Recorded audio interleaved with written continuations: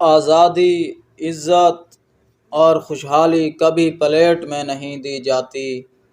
ہم پاکستان کو ہر پاکستانی کے لیے اس کے مذہب یا نسل سے قطع نظر ایک محفوظ جگہ بنانا چاہتے ہیں۔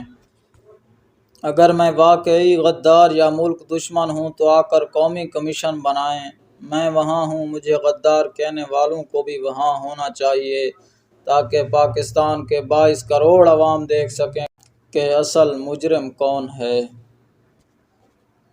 ہمیں یہ یقینی بنانا ہوگا کہ ہم صحیح راستے پر چلیں، صحیح پالیسیوں پر عمل کریں اور کوئی غلطی نہ کریں۔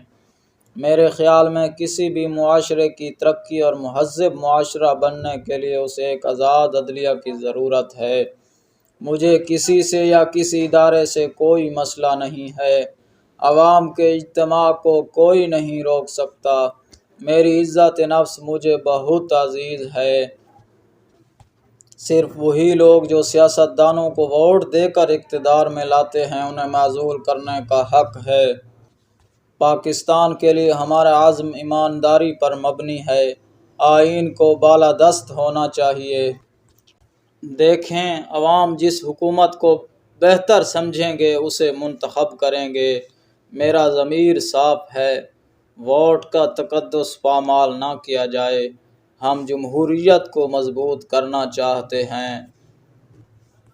ہماری عوام کی منتخب حکومت ہے اور یہ دھمکیوں کے سامنے نہیں جھکے گی۔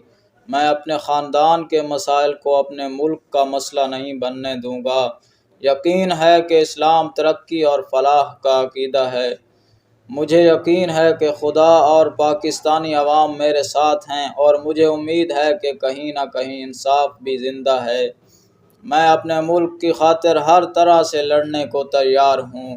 جس ملک میں دھرنے اور احتجاجی ریلیاں سیاسی افراتفری کا باعث بنتی ہیں وہاں سرمایہ کاری رک جاتی ہے۔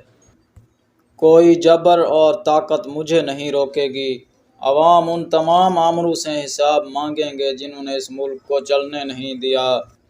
سرمایہ کار اس خطے میں سرمایہ کاری سے گریز کرتے ہیں جہاں کچھ عناصر اپنی نام نہاد حرکات سے سیاسی عدم استحکام کا باعث بنتے ہیں۔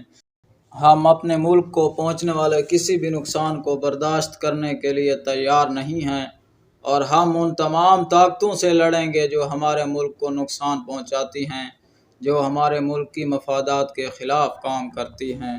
میرا ایمان ہے کہ اسلام ترقی اور فلاح کا عقیدہ ہے۔